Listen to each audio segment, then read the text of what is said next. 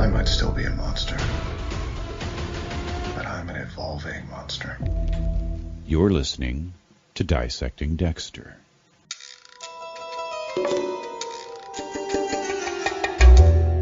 Everyone, welcome back to Dissecting Dexter. I'm your host, Gareth Watkins, coming to you live from Yorkshire, England.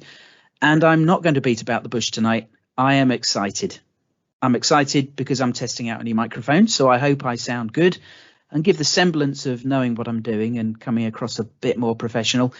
But I'm also excited, as I'm sure you all are, because we are but weeks away from the return of everyone's favourite lumberjack. Yes, as we record, it is September the 30th, and so it's just 5 weeks until Dexter New Blood. It's been confirmed that the show will air in the UK on Sky Atlantic, so I can watch it legitimately and get the podcast done promptly, with a bit of luck and a fair wind. But as I promised, I'll be bringing the weekly podcast back for the new season. So I hope we can get the old community back together and have some fun breaking down the show. Hopefully hitting some of the points that the official Dexter Wrap-Up podcast doesn't get to, as that's also returning. And I'm very much looking forward to hearing the dulcet tones of Scott Reynolds each week. And he's back sooner than November, as he's announced a pre-season return, starting with an episode where he's joined by Michael C. Hall himself, dropping on October the 1st, the same day as this drops into your podcast feeds. So, what's this episode of Dissecting Dexter about? Well, if you remember back in March, I was joined by Travis and Nick to reminisce about the series and spitball ideas about what the new season might bring. I promised back then that when we've got a trailer, we'll reconvene and talk some more. So, we've had an official trailer now and a few teasers. And I have to say, I am amazed at how much they've given away. There are character reveals that could have been predicted, but I'd have rather not known until the right moment in the show and have a nice surprise. With that said, I would say to listeners now that if you have deliberately avoided the trailers and publicity and would rather be surprised organically through the show, maybe give this podcast a miss, as we'll inevitably be getting into some of these things. So, if you're still listening, let me bring in my guests. Friends of the podcast who've sat down with me to ruminate on things New Blood. On my left, having selected the rather comfy armchair with the tortoise-shaped footstool, host of the Freaking Geeks podcast, Hannibal fan Mike Lanich. Hi, Mike. Hi, Gareth. Glad to be here. Can't wait to talk about Dexter. Yes, indeed. It's been a while, isn't it? But it feels good to be back in the Dexter frame of mind. And on my left, a very familiar voice to regular listeners, having elected to chill out in the hammock, promising to sip the Hannah McCabe Kool-Aid only when hell freezes over. It's Travis Schefflin. Hi, Travis. Hello. What a comfy hammock. And now this lemonade's getting warm. Never been a fan of Hannah McCabe, but well, we'll see. We'll see what happens this season. So, Mike, I wanted to start with you, as we've covered this off last time with Travis and Nick, but I wanted to ask how you feel about the original series now several years have gone by. Do you still feel the same disappointment about the ending, or have your feelings softened? Have you done a rewatch? Where are you at with the show? I did a complete rewatch about 3 months ago. I sat down, went from the beginning to the end, because I had the same question.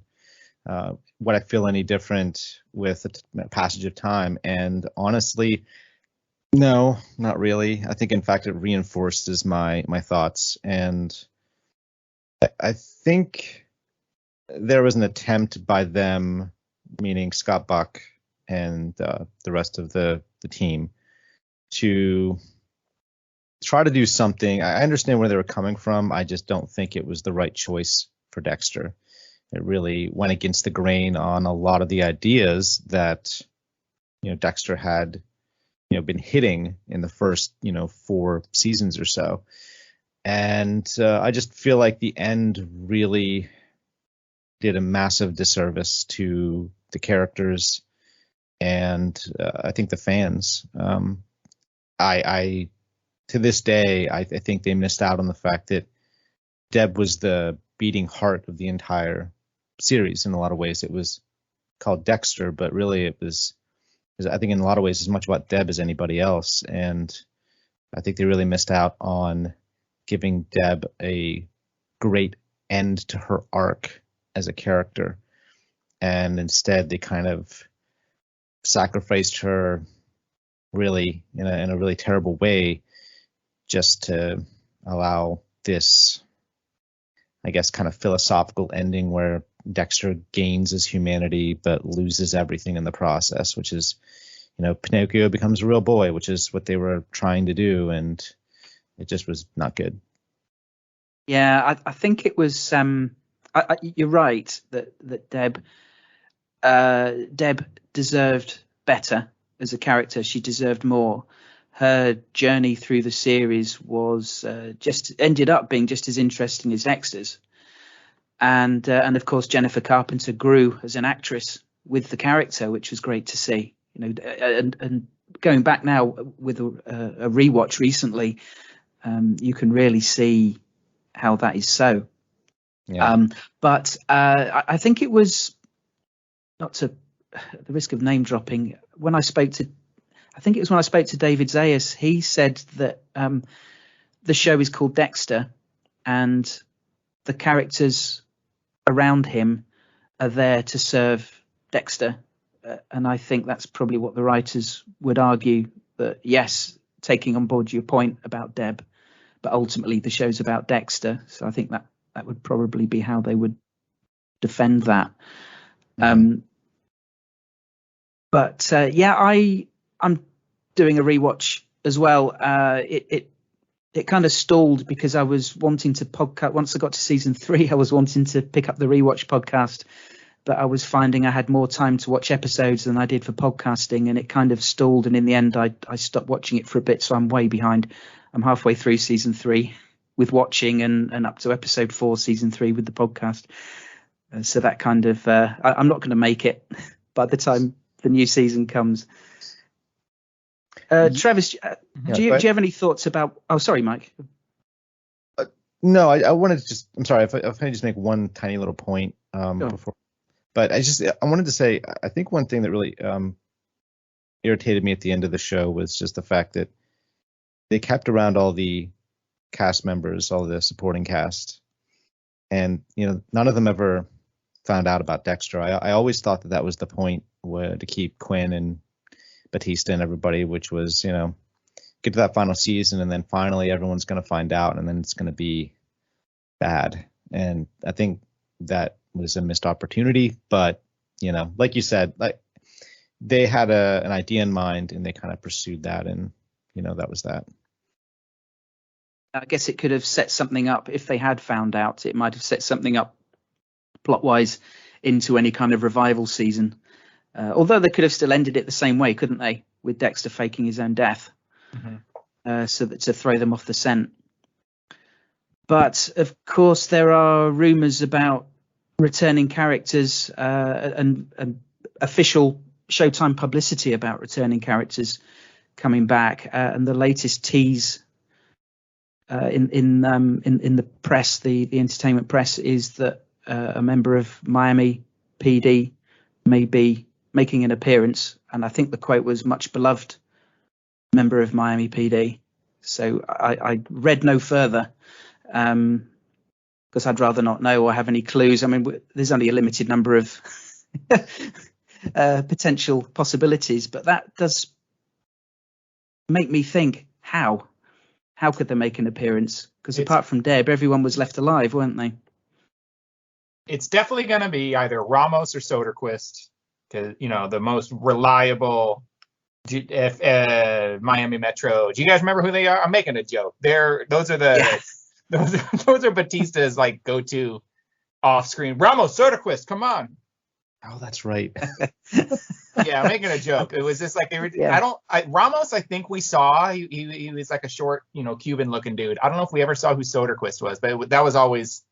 He was yelling. That was like 2 officers. They never had anything to do in the story. He was so short you couldn't see him above the desk. Yeah, maybe he was there. But that was always his head. Ramos and Soderquist there.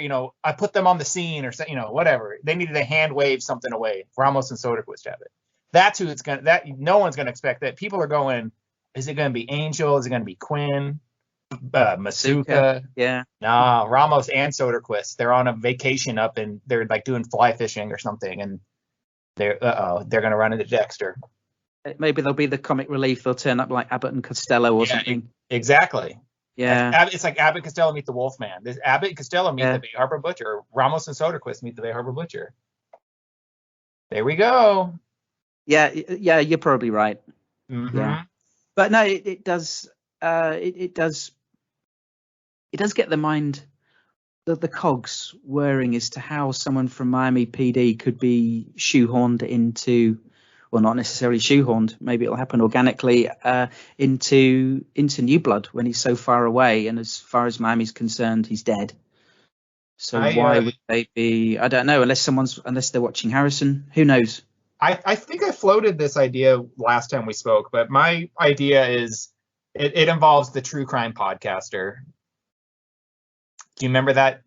That's a character they've announced. Yeah, Jamie I've seen Chung. taking a selfie in the trailer. Yes, exactly. Yeah, I'm thinking maybe something with her, right? She's digging. Wait, something doesn't add up here, or who knows what. But that's my right. She's gonna call up this person. I guess it'd have to be a man. I don't even need to worry about not gendering it, right? There's only men characters that we care about left. LaGuerta and Deb are dead. Yep. So they're gonna call this dude, and Yeah. I hope if I got to choose, it'd be Batista. He's the only character I really care about. Quinn was interesting in the beginning of season 3. Gareth, you and I are both like at very similar parts in our rewatch. Yes. Quinn's interesting when he's kind of like this dirty cop. But then, I'm reminded that, he just becomes Deb's love interest. Then he, sleeps with an old lady and a hooker. And, I don't know. He's just uninteresting. Sorry. What's the guy's name? Harrison? Desmond Harrington. There we go. Yeah, sorry. Yeah. Desmond Harrington. But, yeah. And then Masuka, again, like in season 3, man, I really only like him when he's making me laugh. I don't know. I don't know. I did feel bad for him. Remember in season 3 when he gets his feelings hurt? Yeah, I've just watched those episodes where he gets published and he's really excited. Yeah. And then finds the journals in the bin. Yeah. And he's really up. Yeah, he's hurt. His feelings are hurt. Bless him. Yeah, and he goes all grumpy and serious. He's a good actor because he's there. I remember there's a line specifically where he gets confronted. They're like, "What's going on? What happened? What happened to you?" And he just straight up says, "You hurt my feelings," or "My feelings are hurt." He just said, there's no subtlety. Just "You hurt my feelings." He sells it. Something like a kid might say. I'm like, oh, maybe C.S. Lee. Maybe I do want Masuka back. Well, that was back when they actually cared about the supporting characters. They actually gave them yes, actual storylines that were there to further their character instead of where we got into the later seasons where it was like we just need to give these characters something to do because we need them on screen, I guess. Yeah, Batista and LaGuerta get married, and then Batista buys a bar, and Masuka has a daughter or something. It's the worst. Yeah. Oh, yeah. Yeah, I know. The less said, the better. Yeah, my vote would be for Batista, and if not, then Masuka. Yeah. I mean, if it's a young, clearly she's a young female podcaster, true crime podcaster, and that would kind of lend itself to Masuka saying, "Here, I'll help you out with this." Right? Yeah, a little pervy. Yeah. Mm-hmm. Yeah. So maybe it'll be him. Mm-hmm. And maybe that will set something up for a subsequent season. If he goes back to Miami saying, "Holy shit, you won't believe this." Well, am I wrong? Hasn't Michael C. Hall been vague about whether or not this is going to be the final Dexter? They're all being vague, aren't they? And I think that's right. Yeah. Because obviously we're all hoping that this season's a success and we'll all be clamoring for more. Clyde Phillips is on record. I think it was the Comic-Con panel. He said the ending is going to be. He said the internet's going to blow up. Yeah, that makes me cringe a little. Yeah. Which is cringy, but it makes it kind of. I don't know whether it gets me excited or worries me, because we've talked about missteps in the past, haven't we? That they might have in the writers' room thought, this is gonna blow their socks off. And for some people, I'm sure it did, and for others, it was like, yeah, I saw this coming. But then, fans, viewers these days are a lot smarter than 30, 40 years ago, in the days of the A-Team and TJ Hooker. Quite, that ages me, doesn't it? Yes, it that does. dates me. I don't know. Damn. Is that why you have to get off so soon? Because Columbo's going to be on later tonight. You don't want to miss Murder She Wrote. You don't want to miss Rockford Files later. Oh, Angela Lansbury. I lost my train of thought now. Yeah, so he's setting up this big ending, and I really hope it is something special, and that would be fantastic after the much talked about finale of season 8, and how the cast and crew have also expressed and acknowledged the negativity and perhaps some of their own disappointment. Michael C. Hall himself has said that he felt some disappointment with how things turned out. I really hope, I'm sure we all do, that the finale, that this season is good, and that the finale is that it does blow the internet up. I don't know what that would have to be in order for that to happen, and it worries me. What does it worry me? I don't think Dexter's going to survive the season. That's my prediction. And I think we joked on the last podcast that wouldn't it be ironic if he went down for a murder he didn't commit? Mm-hmm. And that would be the ultimate irony. That would be kind of cool. It would, and it would play into the dark humor of the show, wouldn't it? That we set out with back at the start. Did you, Gareth? Did you ever hear Clyde Phillips' original? Back when season 8 finally wrapped up, and all the bad press and everything had kind of just started to subside. I think I remember Clyde Phillips gave an interview where he outlined at the time what he thought his ending for Dexter would have been. Yes. Now, I don't know if he knows if they're sticking to this or if it's just going to be something different. But remember, Dexter was going to be in prison, and that he's going to be actually injected lethal injection, and that as he's laying there, and I guess they're injecting the poison into him, like through the glass where all the people would, all the families and the victims and stuff, all their families would sit and watch if they wanted to attend. Instead, it would be filled with all of the people that Dexter had killed over the course of his life, like watching him. And I kind of wonder if that is still a possibility. I don't know. I mean, the fact that is out there and documented makes me think it won't happen. But who's to say he won't pull a fast one and do something similar? Yeah, he might do. Yeah, I mean, that certainly would have been a quite a stunning finale, and would have been a nice sort of tribute to some of the previous beloved characters. I mean, the way the show ended, he went into his exile, didn't he, as a sort of self-punishment, and recognizing that everybody he cares about, he ends up hurting, either directly or indirectly. And I guess that execution room could have been filled with Brian and Rita, Deb, Dokes, and brought some of the old gang back. That would have been nice. And it sounds like, well, to a degree, we may not have heard all the casting news for this coming season. We know that some characters are returning. Of course, the one that I really didn't want to know about, and it's impossible to avoid her because the actress is going to be on the Wrap Up podcast soon, and she's featured in the trailer, and that's Deb. I didn't want to know that she was coming back. It makes thematic sense that she would be the new Harry, and I'm looking forward to hearing some of their conversations. There's rich ground there for them to have some good discussions and heart to heart.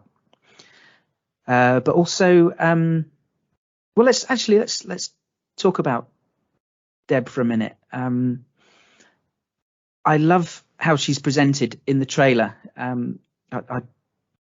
wanted to bring this up because it felt like a classic horror trope.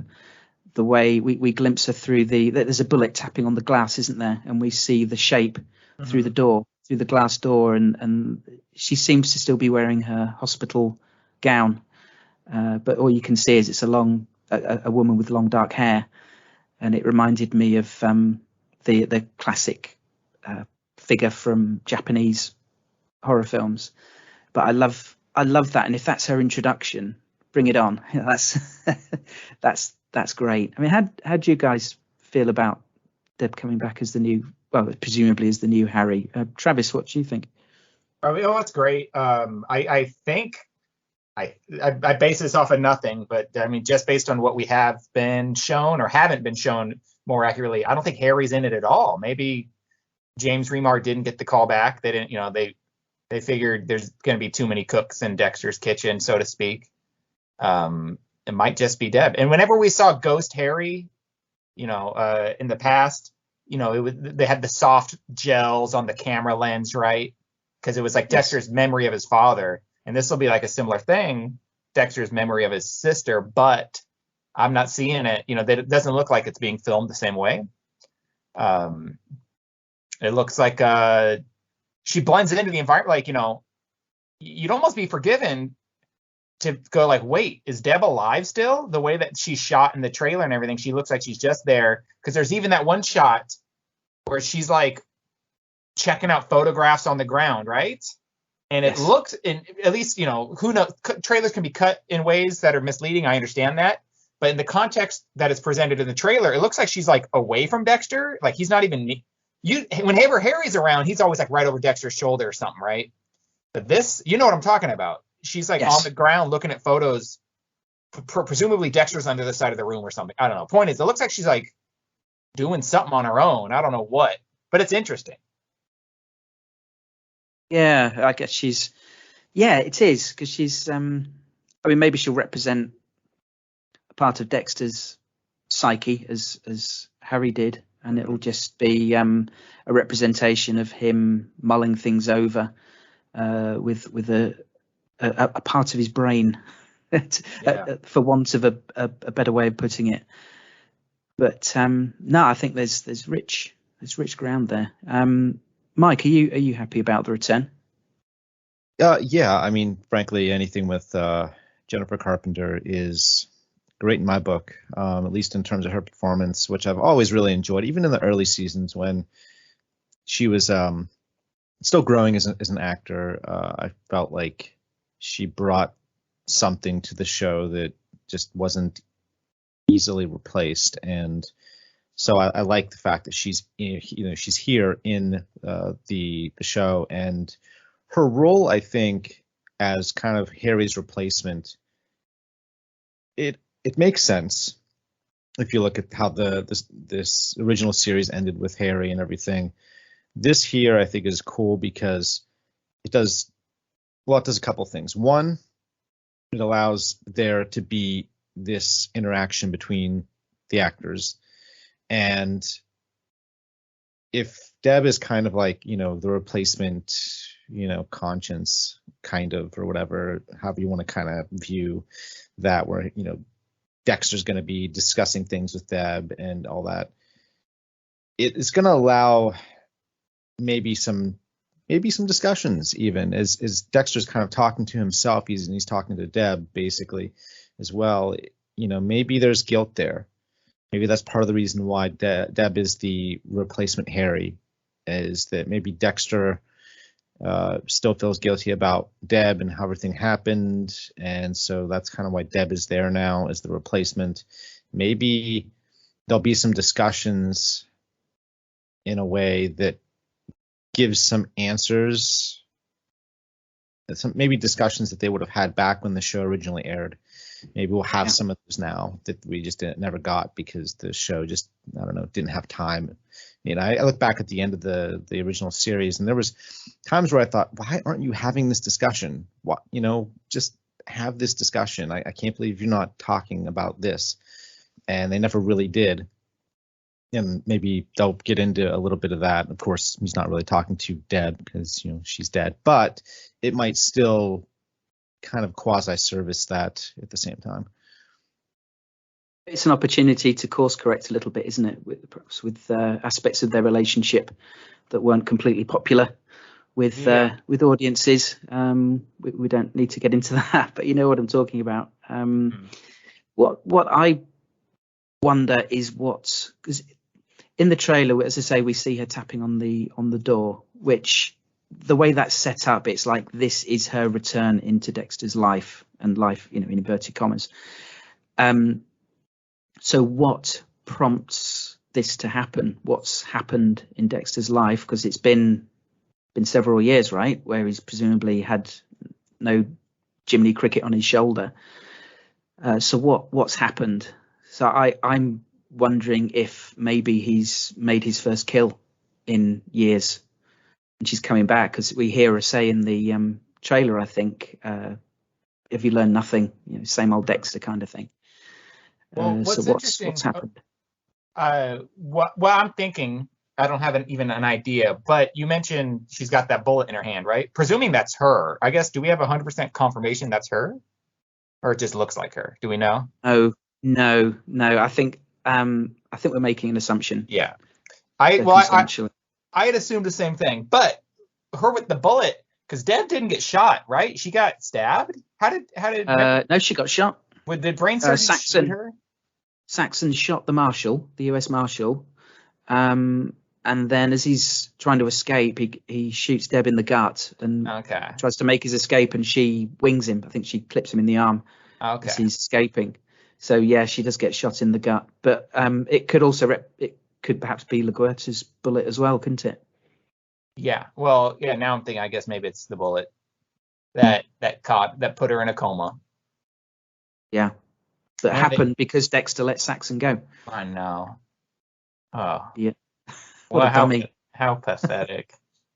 I think that in terms of like what this means, why is she there? It could be that he has finally killed again, but to me, if we're under the assumption, and granted it is an assumption, I don't think Dexter has killed anyone since he, escaped Miami.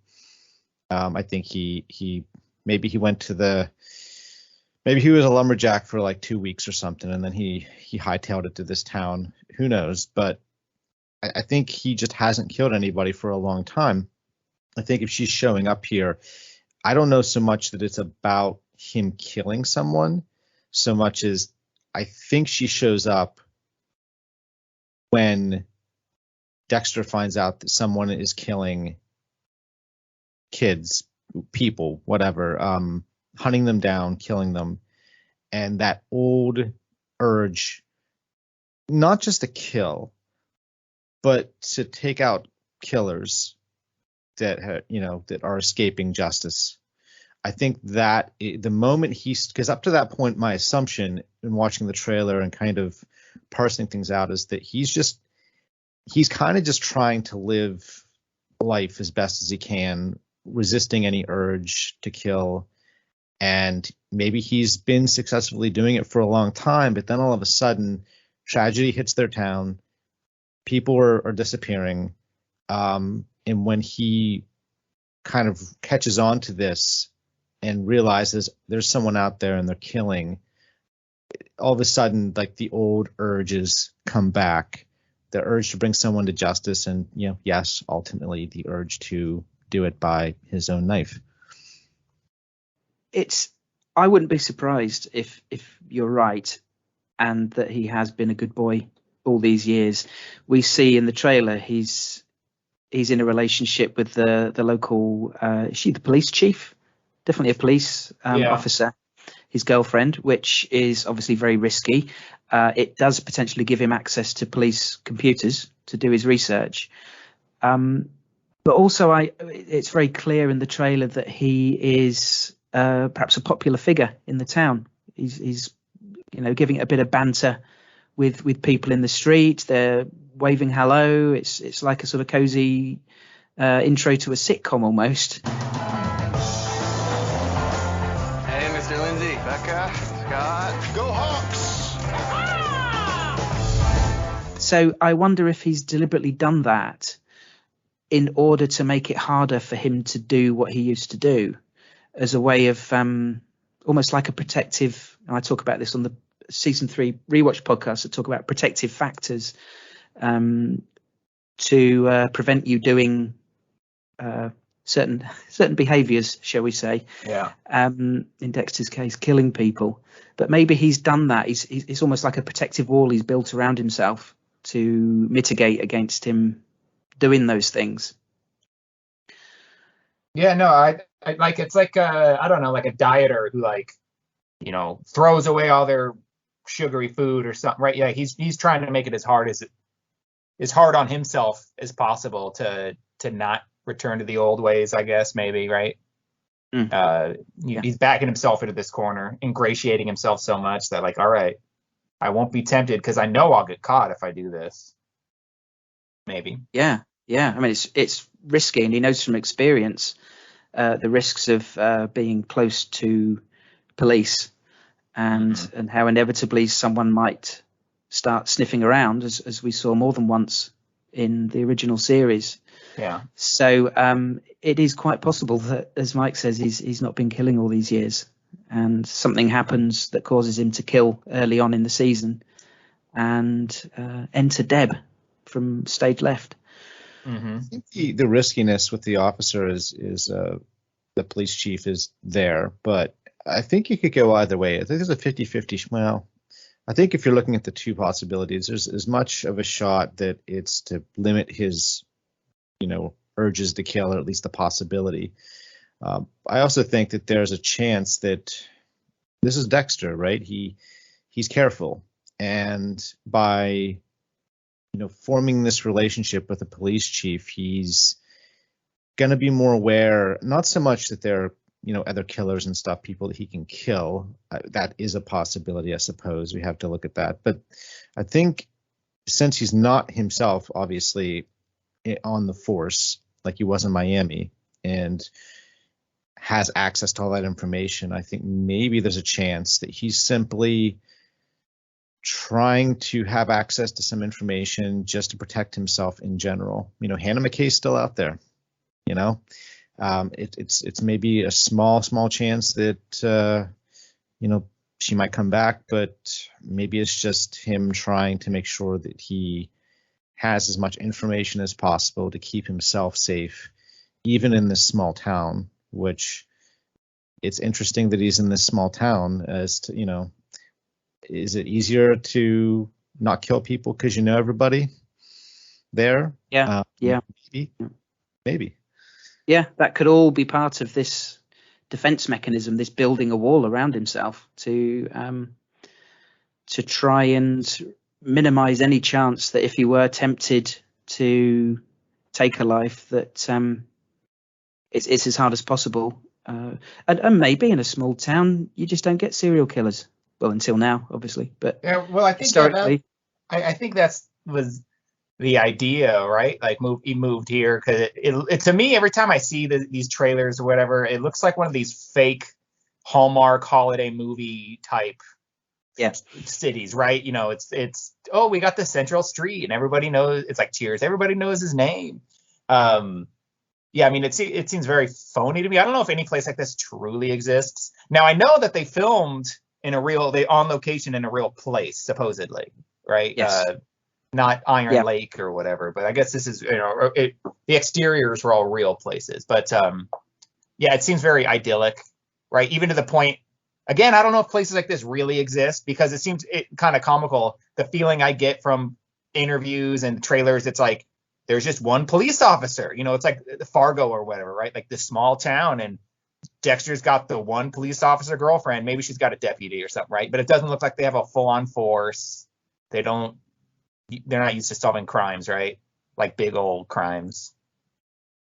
That's what it feels like to me. Like, so I don't think he has been killing. All this is to say, I don't think he's been killing.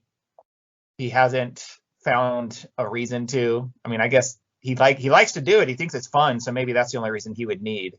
But I don't think he's been killing. Yeah, but it would need to be the right person. Yeah, it would need to be someone who deserved it, and I guess in a small town there just aren't appropriate candidates. Yeah. Until now.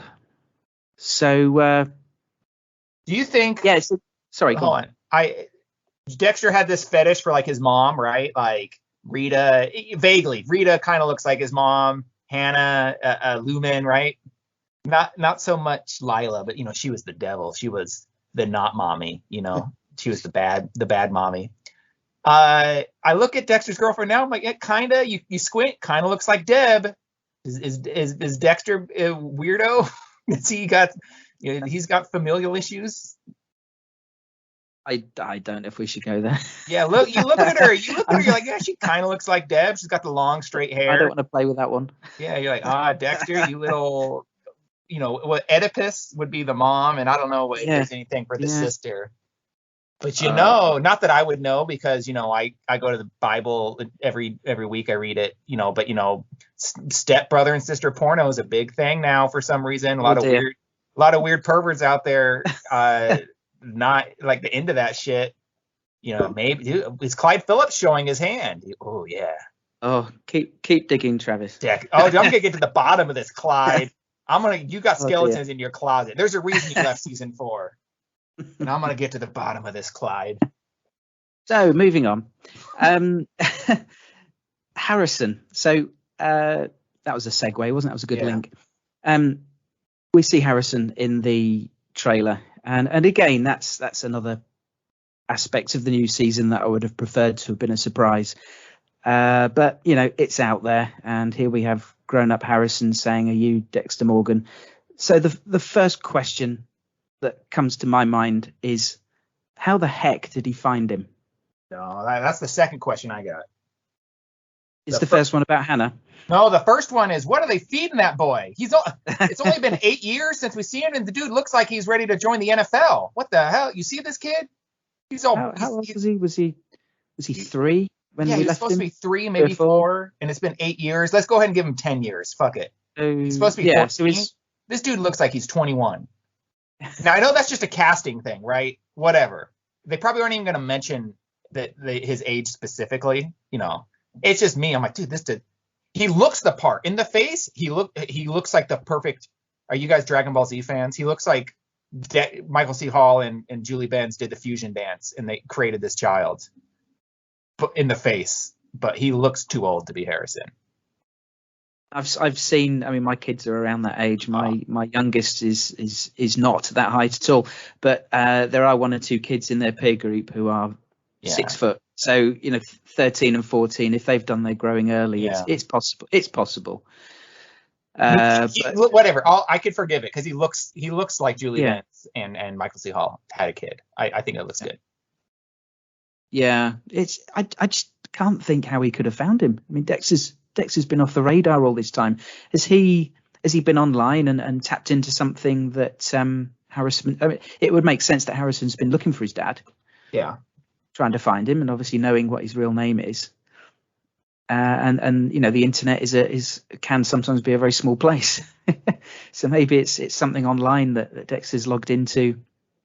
Well, and left a fingerprint somewhere, virtually speaking. Yes, I think that's how they're gonna give it away. And I don't want to step over Mike if he's got something to say. Mike, do you have a thought about Harrison? I agree. I think he looks way too old. I mean, maybe there's a chance. I'm trying to remember. Did we get specifically told that 8 years have passed for the show, or is it just 8 years since the end of the original series? Yeah, in real life for us, yeah. Right. I mean, maybe more time in the show has actually passed. Maybe it's more like 13 or 14 years, which would help with that. But yeah, I think if we're taking it, that he's it's been 8 years, then he's definitely looks much too old. But yeah, in terms of looks, they chose a good actor to, kind of merge those two together. And so that's nice. But as to how he found him, I have no idea. The only thing, and I don't even know how they could even explain this, would be, I don't know, maybe like Dexter kind of sets up like a P.O. box in some other town, like 40, 50 miles, 100 miles away, where he's able to kind of send letters to Hannah, and that way he stays safe. Nobody can find him specifically in this town, and maybe he's able to communicate with her, but then I don't know, maybe something happens to her. Maybe she gets sick or something, and maybe she, sends a letter, or maybe he just, he just shows up in the area and just starts going from town to town, and then happens to find Dexter in this town after searching for a month or something. I have no idea. It's a really great question as to where Hannah is. I'd like to find out, just because it'd be nice to, regardless of what happens there, even if it's just completely off screen, it would be nice to just get some information as to, where they lived all this time, what happened when she took Harrison away, where'd they go, how'd they survive. People were, Hannah's still a fugitive. I mean, in fact, it's worse for her to take Harrison because she's still being sought. Even if Dexter, faked his death, at least everyone would think he's dead. You can still take your kid with you, because nobody's going to know who you are if you go and change your identity. So a lot of those questions I hope get answered in some way, at least give enough answers so we have some idea what happened and, how we got to this point where Harrison shows up and it's like, hey, I'm your kid. Yeah. I mean, it makes sense that Hannah would be living under a pseudonym in Argentina. At least that's where they went to start with, wasn't it? But I wonder if she's died and maybe Dexter's seen something online, if he's looking at the news and recognizes her. And maybe that's how somehow, as I say, he's left an online fingerprint that Harrison spots. Or maybe Dexter is just generally, from time to time, logging onto his computer and trying to find something out about her. But it makes complete sense that, the impression I got at the end of season 8 was that he was cutting himself off and that he was saying goodbye to them for the last time, and that he didn't expect to see either of them again. So I would be surprised if he and Hannah had been in touch, but that's not to say he wouldn't use whatever resources he had online to maybe try and find them, and just to see if they're okay. Anything. I mean, as a dad, you'd want to know if your kid was all right, and he did love Harrison. So why would he? It would make sense that he'd not put feelers out there, but just to try and have a snoop around and see what he could see. Well, you mentioned Hannah maybe using a pseudonym. I know that this kid who plays Harrison, when they first announced his casting, they said his name was Randall. I don't know the actor's name, forgive me. But they're like, he's playing a character named Randall. And now that we know that he's supposed to be Harrison, remember Hannah's original boyfriend is a dude named Wayne Randall. Maybe you don't remember, but in season 7, that was like her ex-boyfriend that was in jail, that jumped in front of an ice cream truck or something like that. His name was that rings a bell now. His name was Wayne Randall. And so I was like, oh, okay. So, I thought it was interesting if that's not a coincidence, because I know the show likes to reuse names every now and again. I think about the name Walter. The dog, the yapping dog in season 1 was named Walter.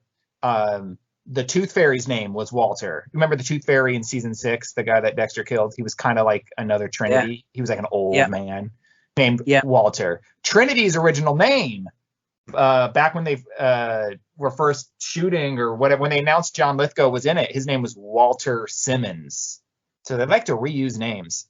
So I don't know if this Randall thing, if I'm reading too much into it, but I think it's interesting that like Clyde Phillips would give such deference to the Hannah McKay lore. Because as far as I could tell, he has no reason to respect it. I don't think, maybe I'm reading too much into things, but I don't think he's a fan of it. He wouldn't have done the Hannah McKay story. Well, obviously he's in the writer's room this season with people who did work on those post Phillips years and would be in touch with the Hannah lore. So who knows? I mean, it would make some sense. As long as Scott Buck isn't there, then we're all. Let me get this out of the way. I have zero reason to believe this, but I want to be the first one to say it, because we live in a world of hot takes. And remember, Game of Thrones was always subverting your expectations, like Rian Johnson and The Last Jedi, right? Yeah. What if? Here we go.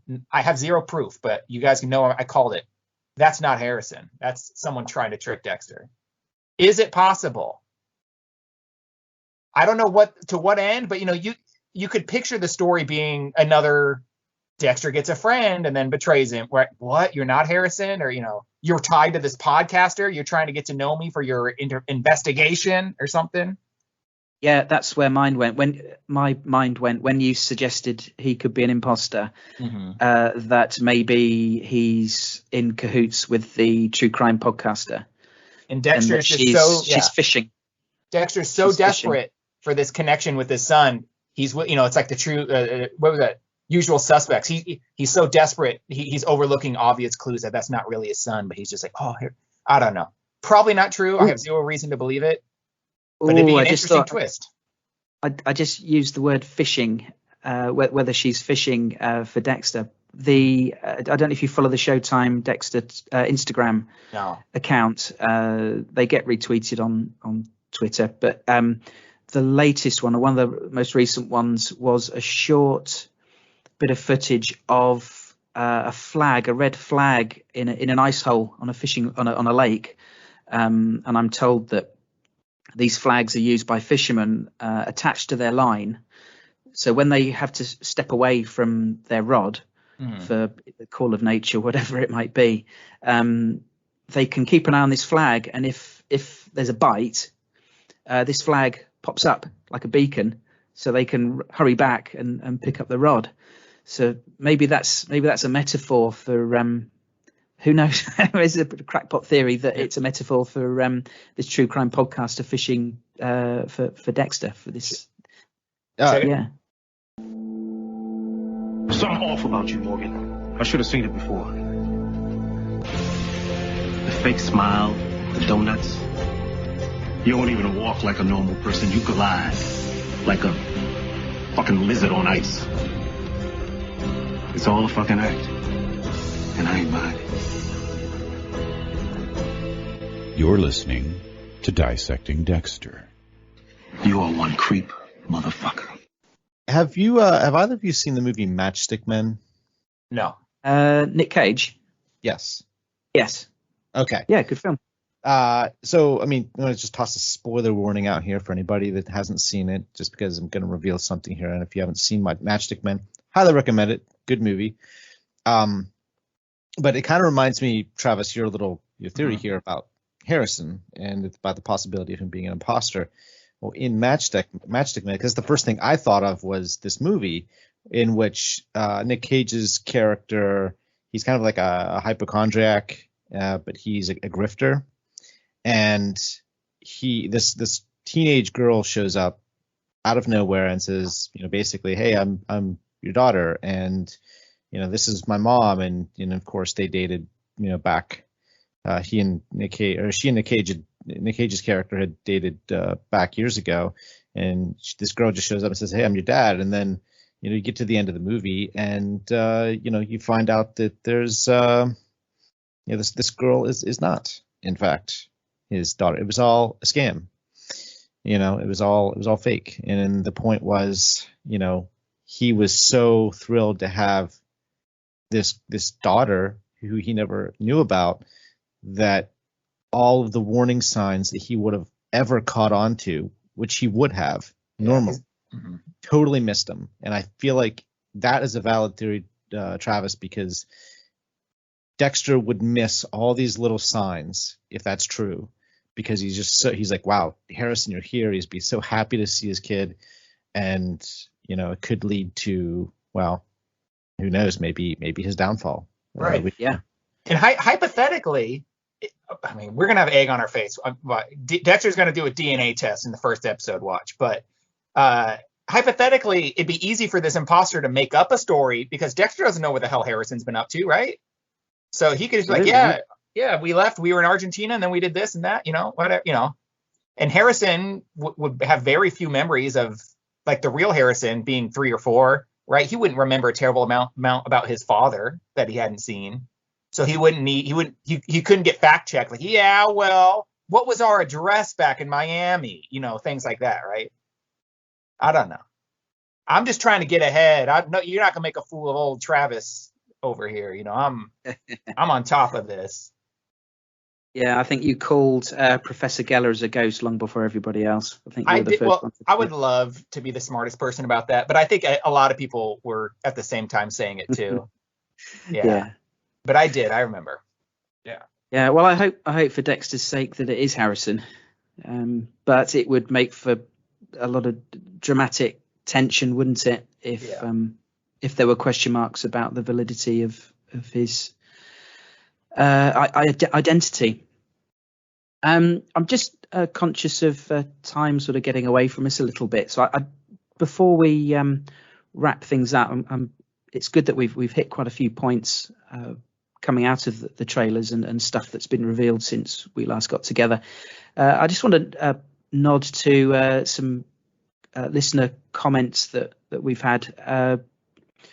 Firstly, thanks to Bruce, who emailed in some weeks ago, actually, and I promised him I'd bring his feedback up on the podcast. I'll just pick out some bits from his email. He says he hopes it's a close-ended revival. I want it to be like Breaking Bad, where there's finality to it, a proper definitive ending. That way Michael C. Hall can move on from the character and the show on a high note, just like Bryan Cranston did. From the trailer, the most interesting scenes to me were the sniper and the SWAT team kicking down the door and going into a house. This gives me hope. I think he's referring to the previous teaser trailer. This gives me hope that Clyde Phillips is going to do the storyline where everyone finds out about Dexter and there is a manhunt to catch him, which is what the majority of fans wanted in season 8. Yeah, I think that's true. I also hope that the characters still alive from the original series, like Batista, Quinn and Masuka, are also involved in the manhunt as well. It would be great to see their reaction to not only finding out that Dexter is still alive, but that he was the Bay Harbor butcher all along. I mean, who knows what trouble this true crime podcaster is going to bring Dexter's way. Perhaps, as I think you suggested before, Travis, is what we see in the trailer is often just stuff that happens in the first 2 or 3 episodes. Yeah. So maybe that will be the case here, and the season's in 2 halves, where the first half is dealing with Kurt Caldwell and whatever he's involved with. Is that Clancy Brown, Kurt Caldwell? Yes. Yeah. And perhaps the second half is him having to deal with the potential for his true identity being revealed and the consequences of that. I mean, we'll see, but there's plenty of scope for some high stakes and high drama there. Bruce also says about Clyde Phillips at the Comic-Con panel, referring to blowing up the internet. So fingers crossed it does. A good ending cements the legacy of the show. And he says, you don't know how many people I've recommended the show to who tell me that they've heard that the ending was terrible and don't want to invest their time into it. Yeah, that's a problem, isn't it? I imagine people who get recommended to watch Lost as well have the same issue, because that was a divisive ending. The 2 shows. Oh, I guess Game of Thrones is now the 3rd. Yes. Where it's hard for me to recommend it, because at least with Dexter, it's the seasons are almost episodic. They're like chapters, right? You could hypothetically stop whenever you wanted in Dexter. I don't know if you'd want to, but with a show like Game of Thrones or Lost, they're building up to something. It's hard to tell you to even get started with those shows. Yeah. So thanks Bruce for the email. We also had some comments from our old friend Nick Henderson. I'll quickly read through what he said. He's said, with the latest full trailer, we got our first glimpse of Jennifer Carpenter returning, and further confirmation that Dexter has been abstaining from killing for almost a decade. Was that maybe more explicit in the trailer than I picked up on? I'm not sure, but obviously we're suggesting that maybe he has indeed been abstaining from killing. Yeah. Hence her appearance now. Nick goes on to say, not only is this a really neat idea that's never been explored before, it begs a lot of interesting questions about Dexter's state of mind. In the trailer, and he talks about that shot of who we assume is Deb behind the stained glass window. He says, my theory right now is that Dexter has been living relatively free of temptation for years and has thus not been haunted by a passenger during that time. As that starts to change, Deborah will slowly start to appear to him in increasingly dramatic fashion until it bubbles over and he kills again. With that in mind, I ask you this: what are your thoughts on the role Deb will play in the new season? Who is now a figment of Dexter's psyche, and will she differ from the flesh and blood Deb we knew and loved in the original series? That's an interesting question. Will she be just as much a potty mouth as in real life? I like to think she will. I can't imagine she'll be any different, because if she's part of Dexter's psyche, he will envisage her as he remembers her, won't he? I read. Oh, go on. Oh, go ahead, Travis. I'll be quick. I read once that someone tallied up all of Deb's fucks in this whole series, and it's something like 929, something like that, right? Just within spitting distance of 1,000. So I wonder if they'll push her to that 1,000 in this one, if she's going to get enough screen time, enough fucks to get that 1,000 fucks in. I think that sounds like Mick Jagger you're talking about there. I think that she'll be herself. Allegedly. I think that Harry. I think that Harry was in Dexter's mind when he would appear to Dexter was Harry, right? It didn't matter whether it was when you saw Harry, whether it be in times where Dexter would actually be remembering Harry, like flashbacks, or Harry was appearing to Dexter as, speaking to him.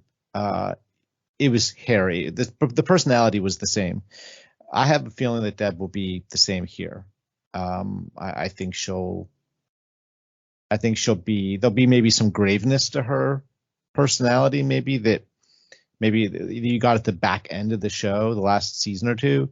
But I still think that we'll get some of that explosive Debness. Yeah. Well, I hope so.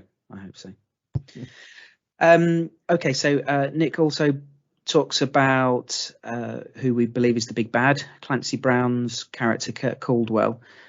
And he picks up on the fact that the marketing thus far has focused very little on him. We get glimpses of him in the trailer. But he says, personally, I love this, and I hope that it stays that way until the series premiere, given how little we have to go. And I'm really curious what people think about this villain. From what I can tell, it looks like Dexter will be dealing with some sort of group that kidnaps and hunts young girls in the wilderness for sport. And he asks, what role does Kurt play in that? And why do you think they've kept this character largely in the shadows? I mean, maybe if the suggestion about two clear sections to the two clear parts to the season, and this missing persons case is just half of it, then maybe he's not as prominent as we might have been led to believe, belying the fact that they've cast an actor of Clancy Brown's stature. I don't know. But he hasn't been in the publicity much, has he? Whether he's going to appear on the wrap up podcast before the season starts, I don't know, or whether Scott Reynolds will get him on for one of the episodes. That remains to be seen. He's in one shot of the trailer, I think, and he has no lines. I mean, do we think he's going to be part of a group that where people can pay to hunt a human? I mean, it's been done in films and TV before, isn't it? That kind of thing, killing people for sport, paying. The Most Dangerous Game by Ray Bradbury. I don't know, someone. I had to read that in high school. Didn't you read that? But I mean, I'm thinking of things like Hostel. Yeah. I don't know, The Purge and shenanigans like that. Well, obviously it's these kids getting kidnapped, right, or whatever. We see in the trailer this kid get rookie mistake, hitchhiking at night. Come on now, but yeah. Have they never watched a TV show ever? I know. Seems to me that he might be acting alone, perhaps. I think if they're running on the idea that this is, if you're correct, and we're looking at a show or a season that's split into two halves, I don't know that they would have the time to dedicate to a whole team of people. They could, maybe, if Kurt is the leader and that's the big bad, the one that really matters, then maybe. But I'm more inclined to think that it's just him. That's it.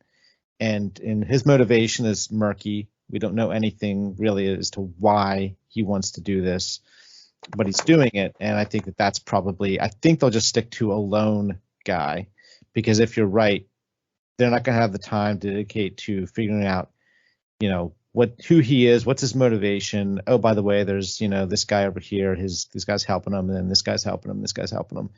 And so maybe not. Maybe they'll just focus on him alone, and then, we get through at the end of episode 4 or something, and that's when, we find out that, Dexter's secret's out. Yeah. Who knows? Maybe Kurt is maybe it's all fake. Maybe he's, well, I guess that would be kind of hard. I thought maybe for a second in my head, like maybe they were just trying to lure him out by kind of faking some murders. Maybe they find out where Dexter is and they want to catch him in the act or something, and that's when he gets dragged back to Miami or something. But that doesn't really make a whole lot of sense for the season split into 2 parts. But no, never mind. But I think they'll focus in on him alone, Kurt, and then I think we'll get to a portion of the season where that'll be taken care of, and then Dexter may be on the run. Maybe Batista and Mazuka and Quinn show up in that town, and they're ready to go, and he's on the run now. Yeah, there's definite potential for some very high stakes, and I think we're all looking forward to it with great relish, and we'll be here week to week to analyze and pick it apart and rejoice in the greatness, and obviously not shy away from pointing out when things maybe aren't as hot, but hopefully it'll be plenty of good to talk about, and I'm quietly confident.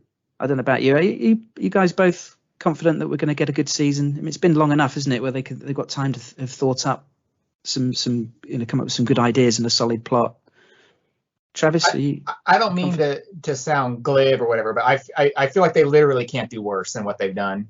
I feel good that we're only going to go up. I can't tell you how far up we're going to go. I truly don't picture myself. I'm not going to be like, this is season 1 material. This is the greatest.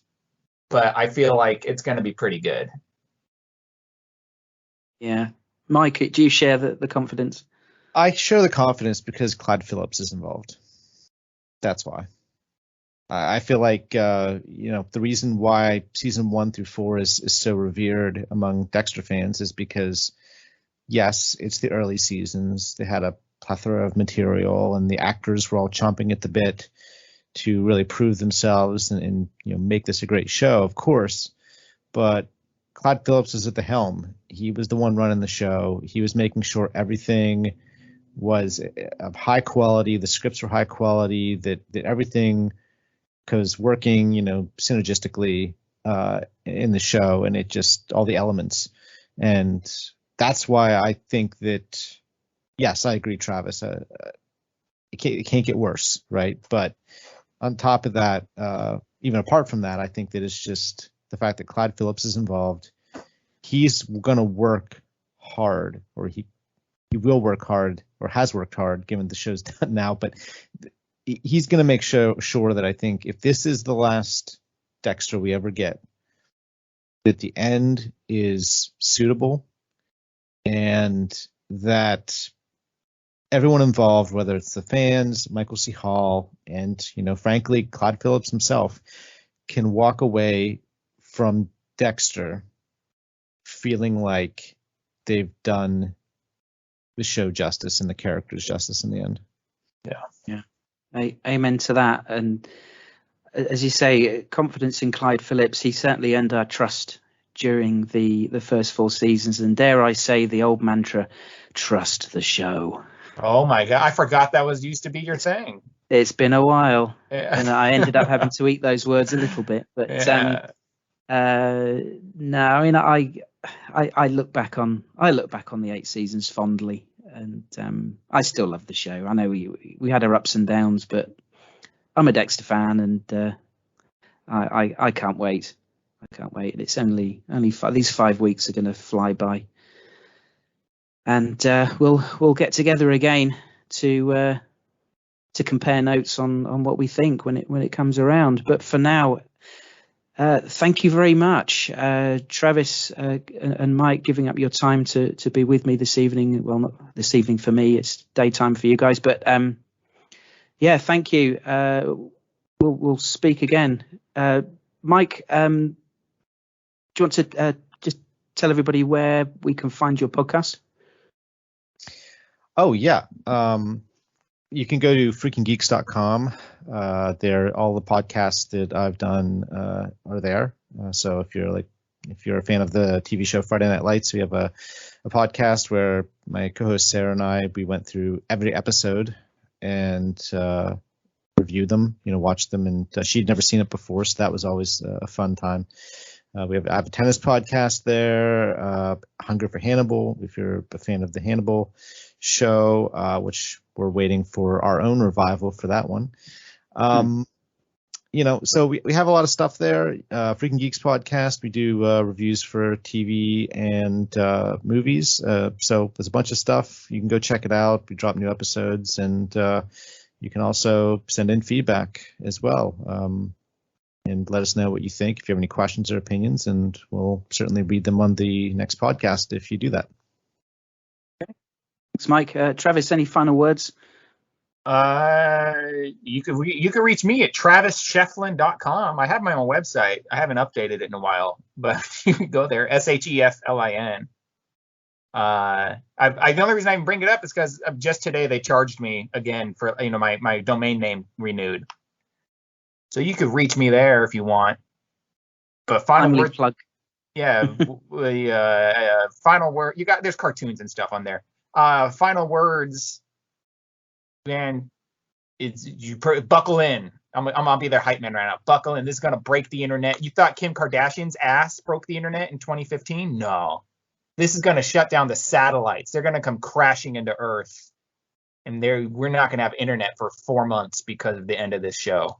That's how insane it's gonna be. So no hyperbole. No, this is not hyperbole. This is gonna cause natural disasters. The satellites are gonna land inside of an active volcano and set it off. Yeah, Vesuvius has nothing on this. No way, Jose. This is going to break the internet. It's going to break the world. It's going to break the rules. Dexter, New Blood. You better say your prayers, because Dexter's coming for you, America, next. And with that, I say once again, thanks very much, Travis and Mike, and Bruce and Nick for sending in their thoughts. And to everyone out there for listening. I hope we've provided a little bit more interesting Dexter content just to keep you going over these last few weeks. This final run in to the return of the show that we all love. And bring it on. So if you want to get in touch with me, the email address is the same as it's always been. It's dissectingdexter@gmail.com, or you can find me on Twitter @dissectdexter, or facebook.com/dissectingdexter, I think it is. Or just search for Dissecting Dexter on Facebook and you'll find it. It's been a while since I've done a plug like this. So on that very professional final note, thanks very much for listening. And the Rewatch podcast will probably have another episode or two before the new season. So watch out for those. Season 3, Miguel Prado and all that good stuff. If not, I will see you in a few weeks' time for Dexter New Blood, when we will be dissecting some more Dexter. Until then, thanks very much. Goodbye.